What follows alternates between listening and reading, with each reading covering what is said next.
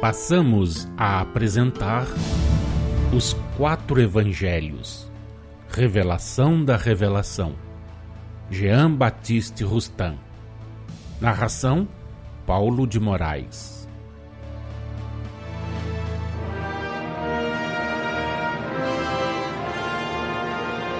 Jesus tinha que ser e foi, durante a sua missão terrena, considerado um homem igual aos outros, tendo Maria por mãe e José por pai. Somente depois de cumprida aquela missão, só então tinha que ser considerado filho da Virgem Maria, como concebido e gerado no seio desta, sendo ela virgem, por obra do Espírito Santo, como filho do Altíssimo, filho de Deus.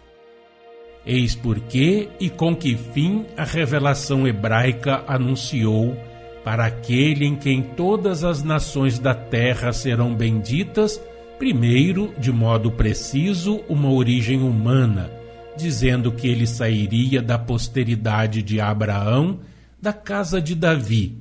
Depois, por intermédio dos profetas de Israel, mas, veladamente, sob a imprecisão e a obscuridade da letra, uma origem extra-humana, milagrosa, divina, falando de um filho para a casa de Davi, a qual o Senhor mesmo daria um prodígio, de um filho que uma virgem conceberia e pariria, e a quem dariam o nome de Emanuel. Palavra esta, cujo verdadeiro sentido permaneceu velado e que o evangelista Mateus, por influência e inspiração espiritual, revelou acrescentando, isto é, Deus conosco. Em virtude das interpretações que deram às profecias, é que os hebreus, ao verificar-se o aparecimento de Jesus na terra, esperavam no Messias, no Cristo, um libertador material que havia de sair da raça de Abraão, que seria, pois, um homem como eles, um filho de Davi, conforme profecia feita por Isaías e transcrita no seu livro, capítulo 7, versículos 13 e 14, a qual foi confirmada pelo evangelista Mateus no capítulo 1, versículos 21 a 23 da sua narrativa evangélica. Daí a necessidade, o motivo e o fim da revelação que o anjo fez a Maria e a José, em condições e circunstâncias tais que houvesse de ficar e ficasse secreta até depois de cumprida a missão terrena de Jesus, para só se espalhar entre a multidão quando instruídos secretamente os apóstolos por Maria, aquela revelação pudesse e devesse ser por eles divulgada, com oportunidade e proveito, debaixo da inspiração dos espíritos superiores que os assistiam e guiavam no desempenho da missão que lhes tocara. Eis então, por que e para que, dispostas, segundo a presciência e a sabedoria infinitas de Deus, como condição do progresso humano e apropriadas à marcha progressiva da humanidade pela estrada da verdade e da luz, sob o véu da letra, a capa do mistério, o prestígio do milagre, durante sua infância, sua puberdade, sua adolescência, até aos vossos dias, precursores da sua virilidade, foram dadas aos homens. Primeiro, por intermédio de Moisés e dos profetas, a revelação hebraica que anunciou o advento do Messias e preparou as bases e os elementos da sua missão superior. Segundo, como consequência dessa, a revelação que o anjo fez a Maria e a José. Terceiro, em face dessas duas revelações, a obra da missão terrena de Jesus, o Messias, o Cristo, obra que os evangelhos, escritos sob a vigilância e a inspiração dos espíritos superiores, registraram. Quarto, finalmente, a obra da missão terrena dos apóstolos e, sobretudo, do apóstolo Paulo. Foi primeiramente para, pela ação dos séculos, desarraigar completamente o antigo politeísmo e fazê-lo desaparecer do seio das massas entre os povos civilizados, aos quais incumbe impulsionar o progresso dos que no vosso globo se encontram nos degraus inferiores, para levar os homens a depurarem suas crenças, desembaraçando-se das teias do mesmo politeísmo e procurando, de um lado, por efeito das ideias politeístas, das crenças vulgares sobre Deus e o Espírito Santo, e de outro, por efeito do monoteísmo, encerrar a pluralidade na unidade, pela concepção do eterno, único Deus, o Pai. Do Filho, fração ainda que inseparável do Pai, igual a este, portanto, Deus. Do Espírito Santo, igualmente fração, ainda que inseparável do Pai, igual a este, também por conseguinte, Deus. Foi depois, para que sob o império da letra, sob a capa do mistério, sob o prestígio do milagre, os homens, por esses meios e processos transitórios e preparatórios do advento do Espírito, fossem levados a saber e reconhecer que Deus é uno, indivisível, é o Criador incriado, que cria, mas não fracionando a sua essência, que dele, por ele e nele, exceto ele, só há criaturas, espíritos criados, todos oriundos do mesmo princípio, tendo tido todos no ponto inicial a mesma origem, sendo todos, portanto, filhos do Altíssimo, filhos de Deus, irmãos entre si. Foi também para que chegassem a saber e reconhecer que o Messias, o Cristo, Filho do Altíssimo, Filho de Deus e irmão deles, pois que proviera do mesmo princípio que eles, tivera no ponto inicial origem idêntica à deles. Que Jesus, pela sua pureza e pelo seu poder, Filho único do Pai relativamente a eles, é um puro espírito, um espírito de pureza perfeita e imaculada, cuja perfeição se perde na profundeza da eternidade. É o fundador, o protetor, o governador da terra, a cuja formação presidiu. É o único encarregado do desenvolvimento e do progresso de todas as criaturas do Senhor no planeta terreno, em todos os reinos da natureza, mineral, vegetal, animal e humano, o único encarregado de conduzir a humanidade à perfeição. Foi ainda para que viessem a saber e a reconhecer que não há mais do que um só Deus, o Pai, o Criador incriado.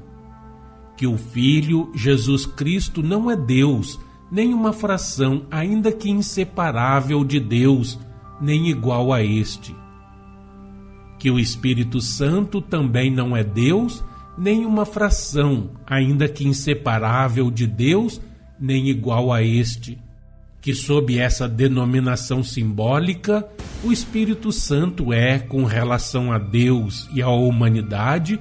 a falange sagrada dos Espíritos do Senhor, puros espíritos, espíritos superiores, bons espíritos, segundo a ordem hierárquica da elevação espiritual, os quais recebem as inspirações divinas para as transmitir aos homens, ministros ou agentes das vontades de Deus, da sua providência, da sua justiça, da sua bondade e da sua misericórdia infinitas, executores de seus desígnios quanto ao progresso universal, quanto à vida e à harmonia universais, trabalhando todos no que respeita ao vosso planeta, sob a direção de Jesus, vosso protetor e governador, vosso único doutor e único mestre, como delegado e representante de Deus, que é o Pai de tudo e de todos. Foi ainda mais para que os homens viessem a saber e reconhecer que Jesus, o Messias, o Cristo, não podendo nem devendo, de acordo com as leis imutáveis da natureza, por ser um puro espírito, um espírito de pureza perfeita e imaculada, revestir o corpo material do homem terreno, corpo incompatível com a sua natureza espiritual, revestiu para fazer a sua aparição na terra e aí desempenhar a sua missão superior, um corpo especial fluídico,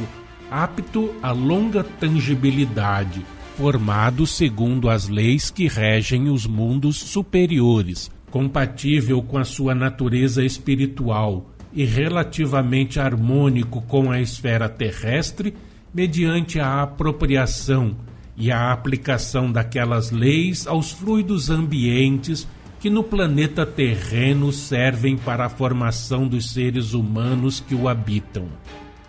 Foi conseguintemente para que chegassem a saber que a gravidez e o parto de Maria, os quais, se reais houvessem sido, teriam exigido o concurso dos dois sexos, de acordo com as leis imutáveis de geração de corpos e de reprodução na Terra.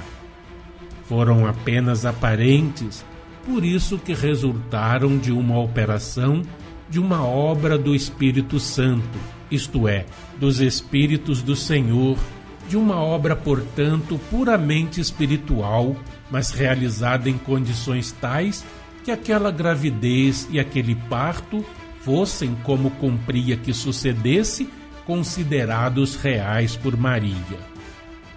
Foi, pois, ainda para que pudessem vir a saber e compreender que a paternidade e a maternidade humanas de José e de Maria, tidas pelos homens como reais enquanto durou a missão terrena de Jesus,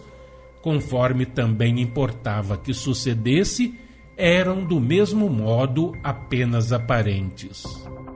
Foi finalmente para trazer os homens aos dias que despontam da nova era do cristianismo do Cristo, da era espírita, que a seu turno, mediante revelações sucessivas e progressivas do Espírito da Verdade,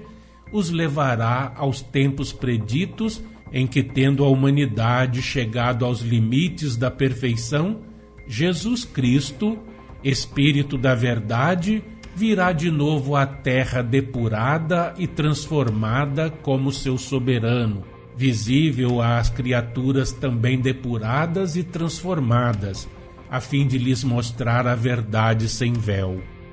Dessa vez, porém, virá em todo o seu fulgor espiritual e será recebido com esta aclamação imensa e unânime: Bendito o que vem em nome do Senhor, bendito o Rei que vem em nome do Senhor.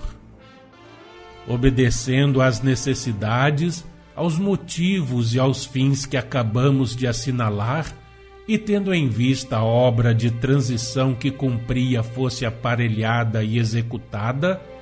Jesus, que não podia dar aos homens da época e às gerações que se seguiriam até os dias atuais, senão o que fossem capazes de suportar,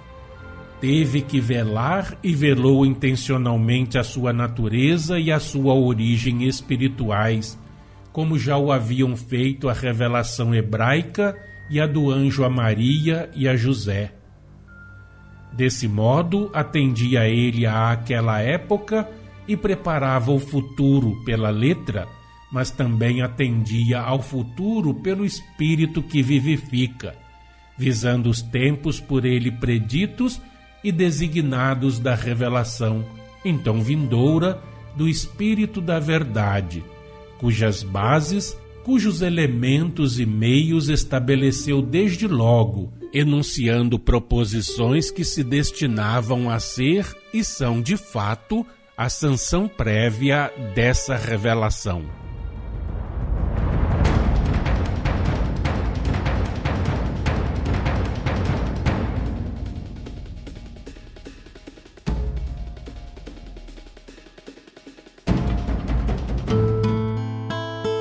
Acompanhe no próximo programa mais um trecho de Os Quatro Evangelhos, Revelação da Revelação, Jean Baptiste Rustin.